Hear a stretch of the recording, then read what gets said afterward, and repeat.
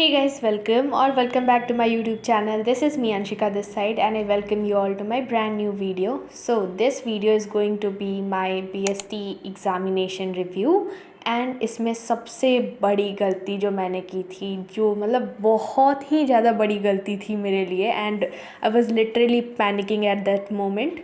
और मैंने क्या किया है मैं बताती हूँ आपको कि मैंने पूरा अच्छे से, मुझे टेंशन हो रहा था बहुत ज़्यादा, मैंने पूरा अच्छे से पूरा अपने डिटेल्स को फिल किया है। ओएमआर में ही गलती हुई है मेरी, मतलब बताओ, क्वेश्चंस में गलती होती है तो फिर भी उतना नहीं देखा जाता, लेकिन मैंने ओएमआर में ही गलती कर दी। एंड मैं बता रही हूँ, मैंने 10th क्लास में भी बोर्ड दिया है, 12th का मैंने फर्स्ट वाला एग्ज़ाम भी दिया है, उसमें भी एक भी गलती नहीं हुई। पर पता नहीं कैसे भाई, मतलब मेरे से एक बार में कैसे ये गलती हो गई। मैं बहुत ज़्यादा उस टाइम पे अपने से बहुत ज़्यादा गुस्सा हो रही थी और साथ में बहुत ज़्यादा डर लग रहा था। So what I actually did was कि मैंने मतलब जहाँ पे इन्विजिलेटर का सिग्नेचर करना रहता है, मैंने वहाँ पे खुद का सिग्नेचर कर दिया। एंड जब मैंने रियलाइज़ किया तो मैंने बोला ओह शिट, ये क्या हो गया। मैं पैनिक करने लग गई। फिर सर लोग आए तो फिर उन्होंने बताया कि अच्छा इतनी बड़ी बात नहीं हुई है, कोई बात नहीं। मैं क्रॉस चेक करी हूँ बार बार, इससे बड़ा कुछ गलती नहीं ना हुआ है, मतलब मेरा कॉपी रिजेक्ट नहीं ना होने वाला है, मेरी आंसर शीट रिजेक्ट नहीं ना होगी, पक्का ना पक्का ना। तो फिर उन लोग ने थोड़ा सा कंफर्टेबल करवाया, मुझे थोड़ा सा कूल डाउन करवाया। बट मुझे वो फिर टेंशन लगा रह गया पूरे थ्रू आउट द एग्ज़ामिनेशन। तो उसमें मैं थोड़ा डर गई थी स्टार्टिंग में ही।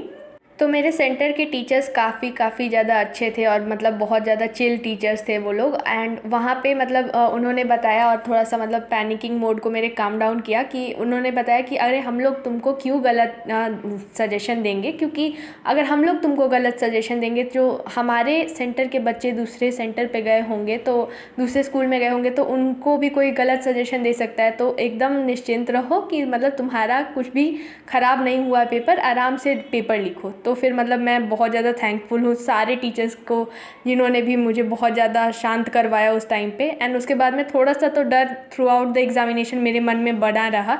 जब भी मुझे याद आ रहा था, कुछ भी अगर मैं लिख रही थी तो बार बार मुझे याद आ रहा था कि पता नहीं भाई क्या होने वाला है, मैंने बहुत बड़ा ब्लंडर कर दिया है। बट एनीवेज़ उसके बाद में फिर मैंने एग्ज़ाम्स लिखना स्टार्ट किया अपना। एंड मैंने इस बार सही चीज़ किया था कि मतलब मैंने पिछली बार बहुत ज़्यादा बड़ी मिस्टेक कर दी थी कि मैंने असेंडिंग ऑर्डर से स्टार्ट किया था। But this time I listen to all of you. And उसके बाद में सबने मुझे बहुत अच्छा सजेशन दिया था कि मुझे लास्ट से स्टार्ट करना चाहिए।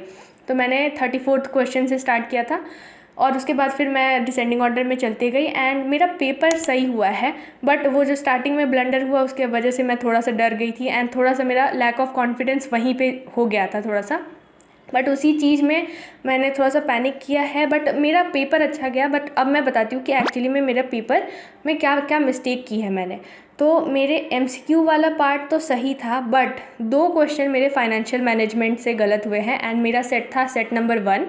तो 2 क्वेश्चन थे फाइनेंशियल मैनेजमेंट के एंड वो गलत हुआ है और टोटल मिला के मेरा 3 एमसीक्यू गलत है। और हाँ, आप लोग का मुझे एक सजेशन चाहिए, बहुत इंपॉर्टेंट सजेशन चाहिए। जिसका भी अगर सेट 1 आया था आप लोग में से, तो प्लीज़ ये चीज़ मुझे हेल्प कर दो, ये चीज़ बता के। तो 34th क्वेश्चन जो था उसमें लिखा हुआ था कि फैक्टर्स डिटरमाइन करते हैं प्राइस को, तो उसमें से कोट करके लाइंस लिखनी थी, ठीक है। तो उसमें मैंने एक का तो लिखा है कि प्रोडक्शन कॉस्ट डिटरमाइन करता है, दूसरे का लिखा है एक्सटेंट ऑफ कंपटीशन, एंड तीसरा में मैं कंफ्यूज थी क्योंकि मुझे 2 पॉइंट्स मिले, एक हायर डिमांड हायर यूटिलिटी वाला और एक था गवर्नमेंट इंटरवेंशन। तो मुझे लगा कि मैं गवर्नमेंट इंटरवेंशन ज़्यादा अच्छे से एक्सप्लेन करके आऊँगी, तो मैंने वो लिखा है। बट जब मैं लाइव सॉल्यूशंस देख रही थी, जब मैं एग्ज़ाम से आ गई और मैं लाइव सॉल्यूशंस देख रही थी, तो उनमें सबने हायर यूटिलिटी और हायर डिमांड वाला ही पॉइंट लिखा था, किसी ने भी ये वाला पॉइंट नहीं बताया। ऑल्दो ये वाला पॉइंट है प्राइस डिटर्मिनेशन में, लेकिन ये वाला पॉइंट किसी भी टीचर्स ने ऐसा स्टेट नहीं किया है। जब जितने भी मैंने लाइव देखे हैं तो उसमें सबने higher utility and higher demand वाला ही लिखा है और मतलब सब लोग यही आंसर बता रहे थे 3 में से। तो मैंने वो वाला मैं कर सकती थी यार, मैं अच्छे से उसको भी लिख सकती थी, लेकिन मुझे लगा ना कि ये गवर्नमेंट इंटरवेंशन वाला ज़्यादा अच्छा लग रहा था मुझे, तो मैंने वो लिख दिया। एंड उसमें वो चीज़ एक लाइन थी स्टेटेड कि उसमें लिखा हुआ था कि मिनिमम प्राइस या फिर फ्लोर प्राइस, जिस पे एक जो एलईडी वाला लाइट्स है उसका प्राइस सेट होगा। तो मैंने उसको देख के और गवर्नमेंट इंटरवेंशन और रूल्स एंड रेगुलेशन वाला कर दिया था, जिसमें गवर्नमेंट सेट करते हैं minimum price and maximum price for selling a commodity. But पता नहीं वो सही होगा या नहीं होगा। बाकी में तो कुछ ऐसा सच बहुत ज़्यादा गलती नहीं हुआ है। हाँ, लेकिन हुआ है, एक गलती हुआ है, मैं बताती हूँ।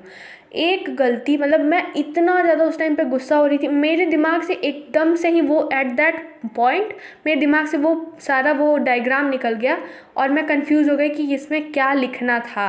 एंड वो पॉइंट था जो कम्युनिकेशन वाला था, 3 मार्क्स का क्वेश्चन, उसमें फर्स्ट 5 एलिमेंट्स बताने थे और मैं उसका डायग्राम भूल गई उसी टाइम पे। और मैं हमेशा वो मतलब वो पूरा प्रोसेस मुझे इतना ईजी लगता था, लेकिन मैं एक पॉइंट गलत करके आई हूँ। मैंने लिखा है सेंडर इनकोडिंग, फिर लिखा है मीडिया डिकोडिंग, फिर डिकोडिंग और उसके बाद में रिसीवर, और मैंने मैसेज ही छोड़ दिया। मैंने बहुत ज़्यादा उस टाइम पे मैं सोच रही थी कि नॉइज़ भी आता है बीच में, लेकिन मुझे याद था कि मैं 8th पॉइंट पे मैंने नॉइज़ देखा है लास्ट में जब मैं रिवाइज़ कर रही थी। तो मैं उसी में कंफ्यूज हो गई और उसके बाद में मैं प्रोसेस वो वाला भूल गई थी जो कि बहुत ईजी था। उसका मुझे बहुत ज़्यादा रिग्रेट रहेगा। तो देखो, मैंने इन टोटल में जैसे एमसीक्यू में मेरे साफ 3 गलत हैं, वो तो पक्का फॉर श्योर वो गलत हैं ही, क्योंकि मैंने लाइव में देख लिया था सॉल्यूशन, तो उसमें वो गलती हुई है। और 3 ऐसे मतलब इसमें गलती लग रही है मुझे कि थोड़ी सी हो गई है मेरे से, और ये तीसरी वाली गलती ये हुई थी मेरे से। मतलब मैंने 2 तो बताए कि एक 34th वाले क्वेश्चन में प्राइस डिटर्मिनेशन वाला, एक का मैं फर्स्ट 5 एलिमेंट में मैसेज लिखना भूल गई, तो उसमें मुझे बहुत ज़्यादा रिग्रेट हो रहा है। एंड तीसरी गलती ये हुई है कि जो 2 इम्पॉर्टेंस ऑफ प्लानिंग बताना था, मैंने एक तो लिख दिया कि प्रोवाइड करता है डायरेक्शन, और दूसरे में मुझे लगा कि ये ही इसका कीवर्ड है। मतलब मैंने लिखा है कि अवॉइड डुप्लीकेशन ऑफ वर्क, और मैंने उसका कीवर्ड, मुझे याद था कि उसका कीवर्ड है कि सारे चीज़ क्लियरली स्टेटेड रहते हैं और वर्किंग रिलेशनशिप एकदम पहले ही से डिसाइडेड रहती है, तो इसके वजह से अवॉइड नहीं, मतलब अवॉइड हो पाता है डुप्लीकेशन ऑफ वर्क, और मतलब ठीक से हो जाता है सारा काम।